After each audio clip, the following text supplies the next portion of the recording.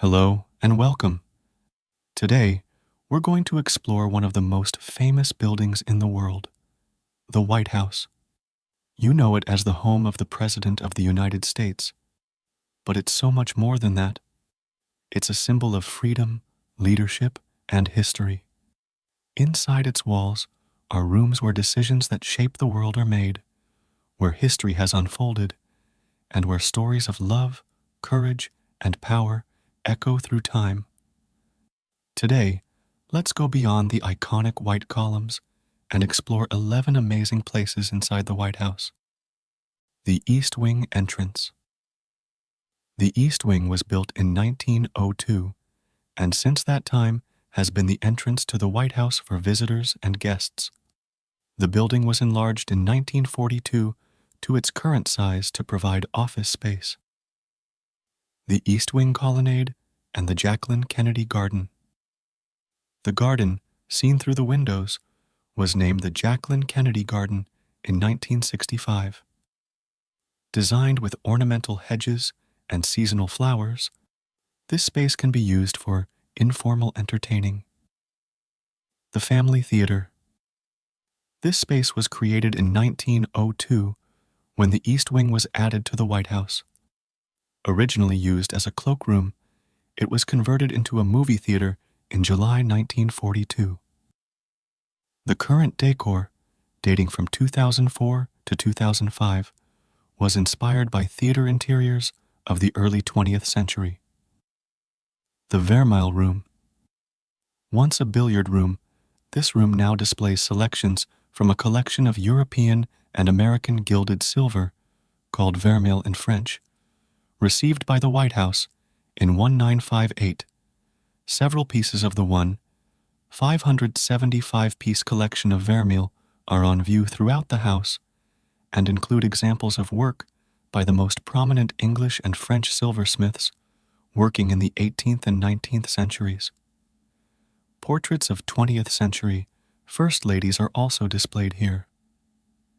The Library.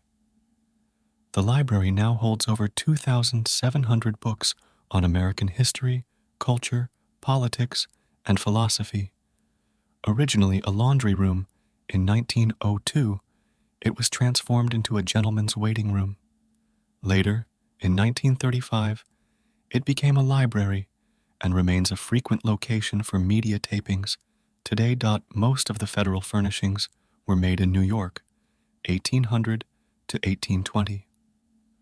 Above the mantel is a 1930 painting by Georgia O'Keeffe entitled Mountain at Bear Lake, Taos, showing a sacred spot on the Taos Pueblo in New Mexico.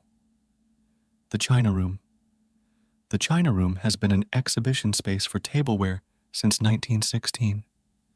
Not every president has ordered state china, so both official and some family services are exhibited. The 1918 Woodrow Wilson State Service was the first White House service made in the United States. The 1924 portrait of First Lady Grace Coolidge by Howard Chandler Christie features her white collie, Rob Roy. The East Room. The chandeliers, light standards, drapery, cornices, and benches are original to the changes of 1902. The neoclassical wall paneling, also introduced in 1902, was recreated during President Harry S. Truman's renovation, 1948 to 1952. The mantels and mirrors were also added in 1952. This portrait of George Washington, painted by Gilbert Stuart in 1797, was installed in the White House in 1800. It is the only object in the collection to remain at the house since it was first occupied. The East Room. The largest room in the White House, the East Room has been the scene of state dinners, receptions, concerts, weddings, and press conferences. Here the bodies of Presidents Abraham Lincoln and John F. Kennedy have lain in state after their assassinations. The Green Room.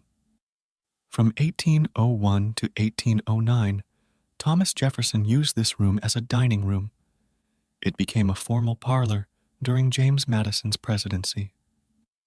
By 1825, under John Quincy Adams, this room was known as the Green Drawing Room, named for the color of the fabrics. The Federal-style furniture was made between 1800 and 1815.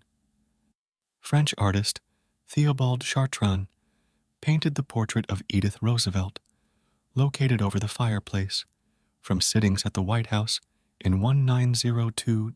Independence Hall in Philadelphia by Ferdinand Richard, seen over the sofa, depicts the historic building and city life during the mid-19th century.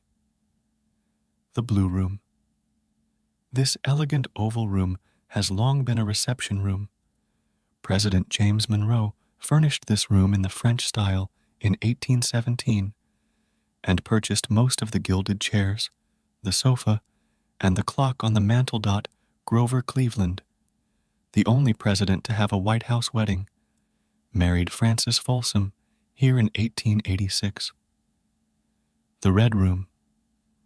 The Red Room, a parlor since the early 19th century, is often used by first ladies to receive guests. Here, President Rutherford Hayes took the oath of office in 1877. Most of the American Empire-style furniture was made in New York, 1810 to 1830. The marble mantel has been in the White House since 1819. The State Dining Room. The existing architecture and eagle pier tables date from the sweeping renovations made to the White House during the administration of President Theodore Roosevelt in 1902. As many as 140 people can be seated at dinners and luncheons by using round tables.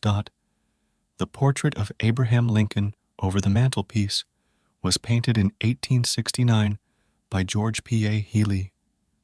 Thomas Jefferson used part of this room as his office, where he and his secretary, Meriwether Lewis, planned the Lewis and Clark expedition in 1802. Since 1809, it has served as the State Dining Room. In 1902, with the removal of a staircase in the cross hall, the State Dining Room was enlarged and redesigned with oak paneling for President Theodore Roosevelt. Stuffed animal heads were displayed here until the 1920s. Thanks for sticking around to the very end. I truly appreciate every single one of you. If you want to see more content like this, be sure to subscribe, give this video a thumbs up, and share it with your community. Let's grow this channel together.